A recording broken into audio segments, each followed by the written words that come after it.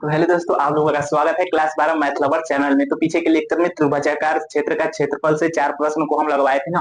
तो देखिए उसी की जैसा ये भी हमारे प्रश्न है। तो देखिए रास्ते का क्षेत्रफल यानी बड़े आयत या वर्ग का क्षेत्रफल माइनस छोटे आयत या वर्ग का क्षेत्रफल यानी पथ का है, रास्ता का है, उसका क्षेत्रफल कैसे निकालेंगे। तो उसी के बेस पे ये देखिए दो सवाल है।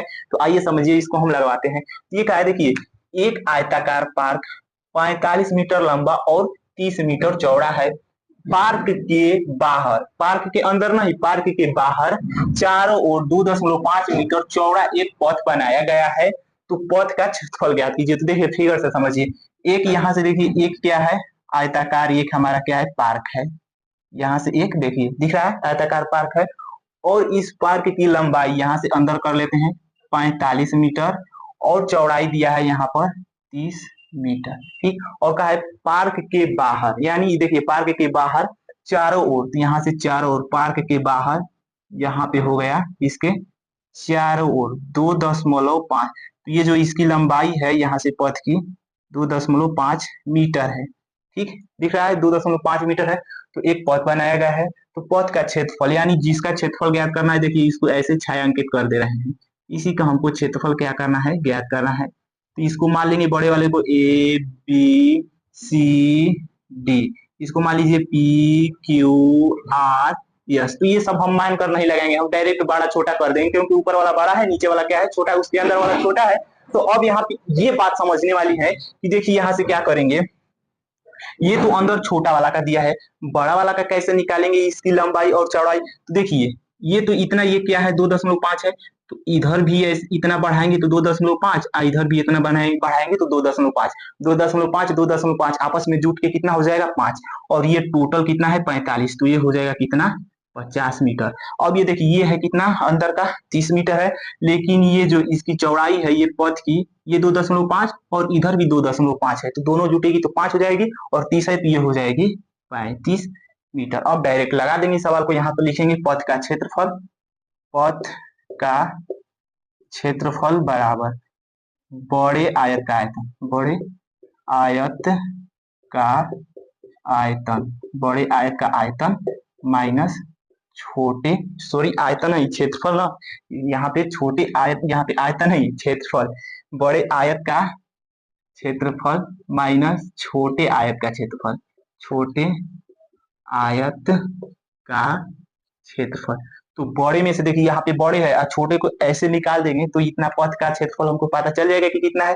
बड़े आयत, आयत का फॉर्मूला क्या होता है, आयत का क्षेत्रफल लंबाई गुणे चौड़ाई। तो यहाँ से लिखेंगे एल गुणे बी, इसको मान लेते हैं एल डैश गुणे बी डैश। तो इन दोनों का मान, तो बड़े के लिए 50 और 35 हो जाएगा। तो यहाँ पे लिखेंगे 50 गुणे 35 माइनस छोटे के लिए देखिए 45 गुणे 30 हो जाएगा। यहाँ से 30 हो गया ना, तो दोनों का आपस में गुणा कर लेंगे। तो 35 में 5 का गुणा करेंगे तो 25, 1750 माइनस इसका करेंगे तो 15, यहाँ पे 1350। अब इन दोनों में से घटा देंगे तो देखिए 1750 हो जाएगा, घटाएंगे 0 0 और 7 में से 3 घटाएंगे 4, यानी 400 यहाँ पे सब मीटर में है। तो यहाँ से मीटर स्क्वायर, यानी पथ का क्षेत्रफल कितना हो जाएगा 400 मीटर स्क्वायर। और यही हो जाएगा इसका करेक्ट आंसर। तो ठीक है, उम्मीद करते हैं समझ में आ गया होगा। तो स्क्रीनशॉट ले लीजिए। इसके बाद दूसरे प्रश्न को हम बताते हैं। देखिए दूसरा प्रश्न थोड़ा बड़ा है, तो देखिए इसको हम रफ करते हैं। जैसे इसको लगाए हैं वैसे ही दूसरा प्रश्न भी लगेगा, लेकिन उसमें थोड़ा बड़ा दिया है उसको। देखिए कुछ नहीं, उसको भी पढ़ के हम लगवाते हैं। पहले समझिए सवाल में क्या रहा है। कहा है 10 मीटर भुजा वाले एक वर्गाकार पार्क की परिसीमा के साथ लगा हुआ है। तो एक 100 मीटर भुजा वाला एक वर्गाकार पार्क है। तो वर्ग की चारों भुजाएं क्या होती हैं, बराबर होती हैं।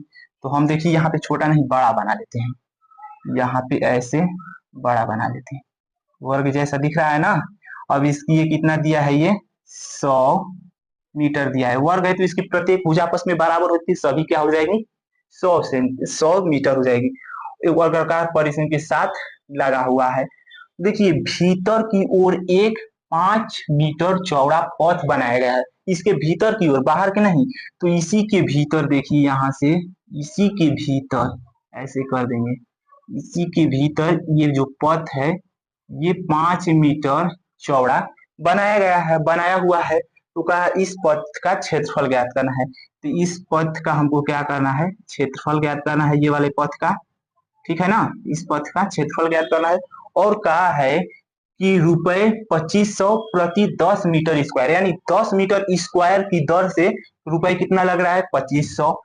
तो ये कहा है इसे सीमेंट कराने का व्यय भी ज्ञात कीजिए। तो आइए इसको हम हल करते हैं। तो पहले इतना तक तो हम पहला सवाल जैसे किए हैं इतना तक हल कर देंगे, इतने में ही ना कंफ्यूज होंगे कैसे होगा, तो उतना को पहले हल करते हैं।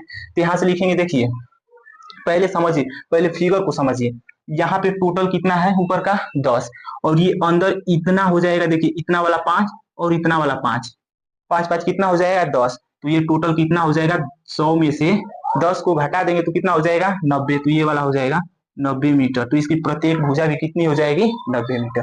तो ठीक है, तो अब ये देखिए लिखेंगे पथ का क्षेत्रफल, पथ का क्षेत्रफल बराबर। अब देखिए बड़े वर्ग का क्षेत्रफल, तो यहाँ से लिखेंगे बड़े वर्ग का क्षेत्रफल माइनस छोटे वर्ग का क्षेत्रफल, छोटे वर्ग का क्षेत्रफल। तो बड़े वर्ग का क्षेत्रफल कितना है 100, तो 100 का स्क्वायर कर देंगे तो ये हो जाएगा हमारा 10,000, माइनस 90 का स्क्वायर कर देंगे तो ये हो जाएगा हमारा 8100। ठीक, इतना हो जाएगा। अब इसको माइनस कर देंगे तो ये हमारा हो जाएगा 0091 1900, और ये हो जाएगा मीटर स्क्वायर।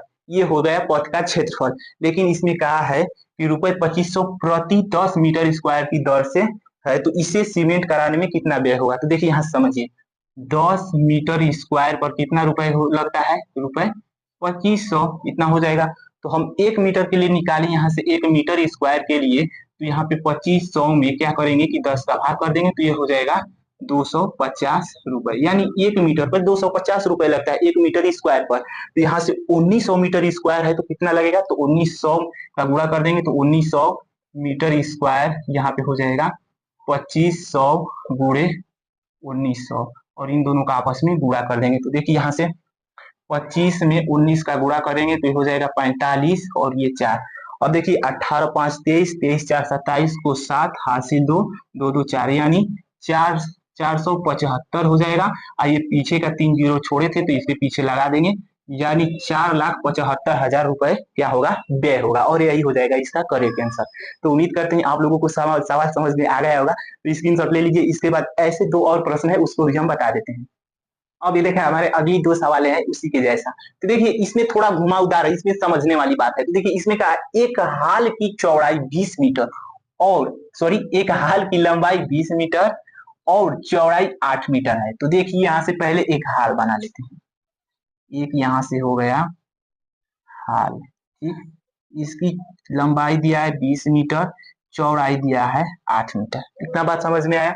और कहा इसकी दीवार के चारों ओर फर्श में, तो इसकी दीवार के चारों ओर, बाहर नहीं अंदर ही, इसकी दीवार के चारों ओर अंदर फर्श में 2 मीटर चौड़ाई का संगमरमर लगा हुआ है। तो इसी के अंदर 2 मीटर चौड़ाई वाला संगमरमर क्या है लगा हुआ है। ये फर्श है, इसकी चौड़ाई है 2 मीटर, ठीक, लगा हुआ है।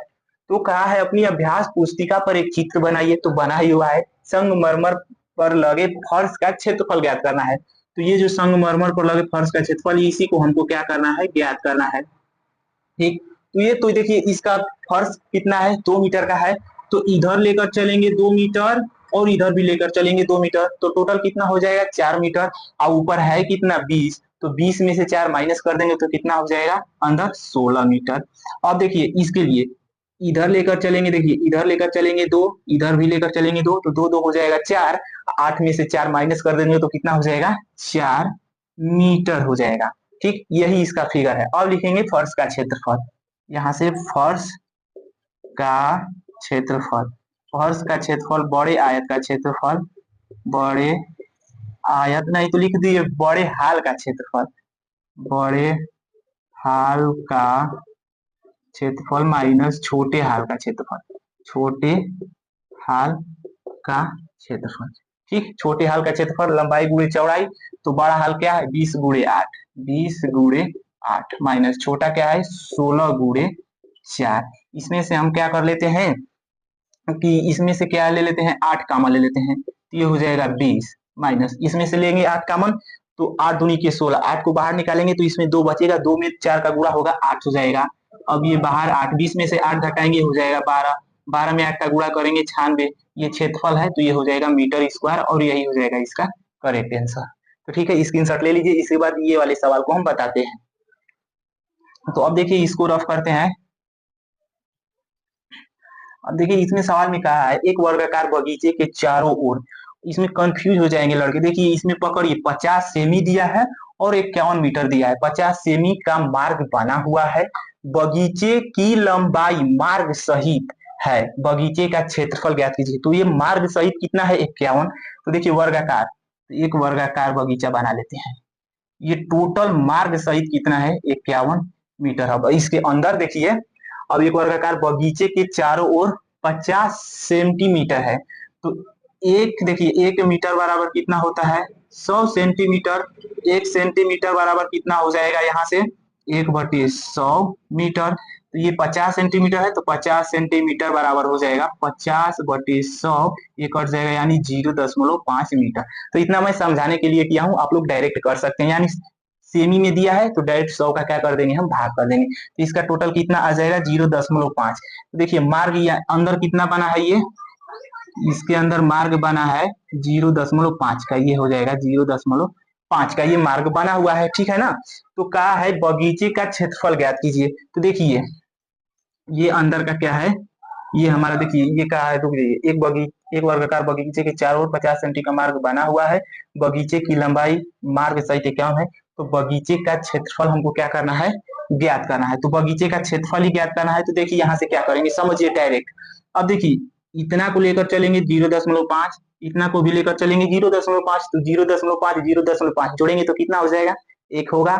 और ये बाहर कितना है 51, तो 51 में से 1 घटेगा तो ये अंदर कितना हो जाएगा 50 मीटर। ये पूरा हो गया 50 मीटर। और यही क्या है, यही है इसका बगीचा, यही क्या हो गया इसका बगीचा, ठीक।